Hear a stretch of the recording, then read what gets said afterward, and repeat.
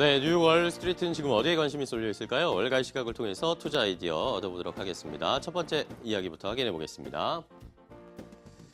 자, 연준의 FOMC 회의가 끝이 났는데 파월 의장의 입 때문에 결국에 주식 시장이 또 보시는 것처럼 롤러코스터 이 정도의 움직임은 아니었지만 어쨌든 상승과 하락을 좀 반복하면서 조금 변동성을 나타내는 모습이었습니다. 일단은 연준 측에서는 낮은 인플레이션 때문에 금리를 섣불리 인하할 필요는 없다라는 전체적인 입장을 표명을 했습니다. 자, 이렇게 FOMC가 끝나고 성명서까지 발표를 했을 때는 시장에서 그냥 괜찮은 모습이었습니다. 오케이, 예상했던 내용이었다라는 것이었는데 문제는 역시 지난 화요일에 말씀을 드렸던 것처럼 파월 의장의 입이 가장 관심이 가는 모습이었습니다. 파월 의장이 어떻게 이야기를 하느냐에 따라서 시장의 움직임이 나타날 수 있는 상황이었는데 파월 의장이 FOMC 끝나고 나서 기자회견을 가졌는데 기자회견 자리에서 어느 방향이든 기준금리를 움직여야 하는 강한 근거를 찾지를 못했다. 그렇기 때문에 현재 시점에서는 우리는 기존의 정책 스탠스가 적절하다라고 언급을 한 것이었습니다. 이 전날 우리가 시장이 쉬는 동안 트럼프 대통령이 기준금리에 대해서 다시 한번 압박하는 이야기가 있었습니다. 트럼프 대통령이 구체적으로 연준이 1% 정도는 금리 더 낮춰야 된다라고 숫자를 콕 집어서 이야기하면서 연준을 다시 한번 압박을 했는데 이것에 대해서 일단은 파월 의장은 연준의 수장으로서 이 통화 정책적 판단 이외에 정치적인 압력을 고려하지 않겠다라는 스탠스를 보여준 것으로 일단 시장에서는 해석을 하고 있습니다. 자, 이러면서 오늘 FOMC 회의 결과에 대해서 전문가들이 여러 가지 의견을 내놓고 있습니다. 시장이 일단 기대했던 것만큼 비둘기파적인 모습을 보여주진 못했다라는 전체적인 평이었고요.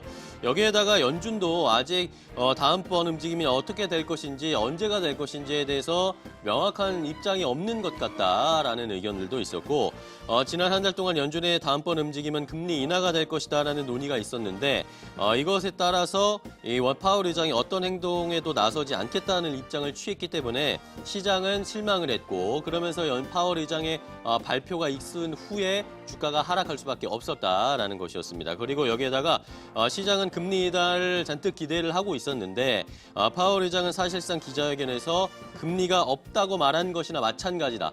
이렇기 때문에 시장의 실망감은 조금 더 크게 나오는 오늘 시장의 움직임을 확인해 볼 수가 있었습니다.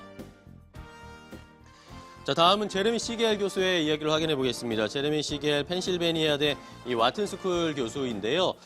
경제 전반적인 평가도 많이 하고 시장에 영향을 주는 언급도 많이 해서 많은 분들이 이 제레미 시겔 교수의 이야기를 집중을 하실 텐데 와튼스쿨 교수 이 제레미 시겔이 오늘은 연준의 이 집단적인 실수가 이런 사고가 지난 작년 연말에 주가의 폭락을 불러왔다라고 하면서 연준에 대해서 굉장히 비판적인 언급을 해서 시장의 관심을 모으고 있습니다. 이러면서 연준 의장뿐만 아니라 연준 위원들도 다양한 사고를 해야 하고 다양한 의견을 내야 한다라고 조금 비판적인 언급을 했습니다. 시겔 교수는 지난 15년 동안 거의 100번 이상의 연준에서 100번 이상의 투표가 있었는데 의장의 정책에 맞서서 연준 이사가 반대하는 경우가 단 한 번 정도밖에 없었다. 그러니까 100번 중에 한 번 정도밖에 반대 의견이 나오는 경우밖에 없었다라고 하면서 이것이 과연 연준이 올바른 모습으로 가고 있는 것인가에 대해서는 좀 의구심을 나타낸다라는 언급을 했고요. 이러면서 시겔 교수가 역시 15년 넘게 연준을 봐왔지만 실수를 굉장히 많이 저질렀고 지난해 12월에는 특히 연준의 잘못된 결정 때문에 주가가 크게 하락했다라는 것이었습니다. 만약에 본인이 이사회에 있었다면은 작년 연말에 그런 기준금리 인상에 대한 시그널을 주지 않을 것이다. 그렇게 하지 말아야 됐을 것이다라고 반대를 했을 것이다라고 얘기를 했는데 그런 잘못 때문에 주가가 작년 연말에 한번 크게 떨어질 수밖에 없었다고 이야기를 했고요. 연준 이사들이 좀 더 다양한 의견들을 내야 한다라고 다시 한번 강조를 했습니다. 예를 들면 미국의 대법원 같은 경우에는 늘 5대4, 6대3 이런 식으로 치열한 의견들이 교차가 되는데 연준은 늘 12대0이다. 결정은 무조건 12대0 같은 뉘앙스로 나오고 있기 때문에 이런 것들이 시장에는 결코 건강한 시그널이 아니다라는 제레미 시겔 교수의 이야기까지 확인을 해봤습니다. 자, 다음은 미국과 중국의 무역 협상 이야기입니다. 최근에 잘 진행되고 있고 중국에서도 역시 협상이 이뤄지고 있는데 다음 주쯤이면은 결과가 나올 것이다. 타결될 수 있을 것이다라는 언급들이 외신들을 통해서 속속 보도가 되고 있습니다.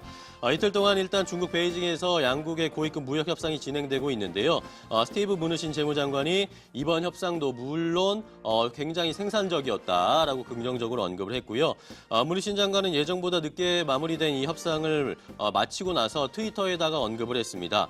라이트하이저 무역대표부 대표와 나는 방금 중국의 류호 부총리와 생산적인 회담을 마쳤고 우리는 우리의 논의를 또 다음 주에 워싱턴에서 이어갈 것이다. 긍정적으로 진행이 되고 있다라고 이야기를 했습니다. 자, 그런데 외신들을 통해서 다음 주 금요일 그러니까 5월 10일 정도에는 이 협상안이 타결될 것이다라는 이야기들이 속속 나오고 있는데 소식통들을 인용해서 외신들이 이렇게 보도를 하고 있었습니다. 작년에 시행된 미국의 대중관세 처리 그리고 구체적인 방안에 대해서 합의가 거의 이루어졌다라는 소식통들의 이야기가 있었고요. 언론들이 다음 주에 양국 정책자들의 회동에서 최종 결론이 나올 가능성이 높다라는 이야기들을 취합을 하면서 이런 이야기들이 기대가 커지고 있는 상황입니다. 다만 백악관 측에서는 이런 이 보도에 대해서 다음 주 10일에 타결이 될 것이냐라는 언론들의 이야기에 대해서는 일단은 함구하고 즉각적인 반응은 보이지 않고 있는데요. 과연 다음 주에 이 미중 무역 협상 결국에는 타결될 수 있을지 시장에서는 기대감이 점점 커지고 있습니다. 자, 마지막으로 살펴볼 이야기는 중국 스마트폰 화웨이의 이야기를 확인해 보겠습니다. 앞서서 말씀드렸듯이 미국과 중국의 무역 협상 이런 과정 속에 늘 화두로 올라가고 언급이 되고 또 어려움을 겪었던 것이 바로 이 중국의 화웨이였습니다. 자, 그런데 이 중국의 화웨이가 중국의 스마트폰 시장에서는 여전히 강한 모습을 보여주고 있다는 것이 확인이 되면서 시장에서 역시 관심을 모으고 있는데요. 중국 스마트폰 시장에서 주요 업체들이 1분기 판매 실적이 거의 다 감소를 했습니다. 애플뿐만 아니라 전부 다 하락을 했는데 이외에 화웨이만 중국 시장에서 판매가 굉장히 잘 일어나고 있고 점유율도 중국 시장에서 높아지고 있다는 것이 확인이 됐습니다. 자, 시장조사업체 카날리스에 따르면요. 선전 소재 화웨이의 1분기 중국 스마트폰 판매량이 약 3천만 대 이른 것으로 집계됐다라는 소식이 전해졌고요. 이에 따라서 화웨이의 제품 판매는 지난해 같은 기간에 비해서 41%나 증가한 것으로 확인이 됐습니다. 그런데 다른 중국 업체들이라든지 애플 같은 경우에는 보시는 것처럼 판매가 30%나 감소한 것에 비하면 화웨이는 굉장히 선전하고 있다는 것이 시장의 관심을 끌 수밖에 없는 상황이었고요. 이뿐만 아니라 1분기에 650만 건을 기록했던 애플의 아이폰 판매보다 무려 4배 이상의 판매고를 기록한 것으로 확인이 되고 있습니다. 화웨이 이 원인이 무엇일까? 외신들과 전문가들이 좀 분석을 했는데 일단 화웨이 같은 경우에는 저가 폰부터 고가 프리미엄 폰까지 다양한 구성을 가지고 있어서 저가도 많이 판매를 하고 고가 폰도 많이 판매하는 다양한 전략을 사용하는 데 비해서 애플 같은 경우에는 역시 고가 폰 가격을 너무 높게 책정을 했기 때문에 중국 시장에서 판매가 부진할 수밖에 없었다라는 분석까지 함께 확인을 해봤습니다. 월간 시각 함께 체크해봤습니다.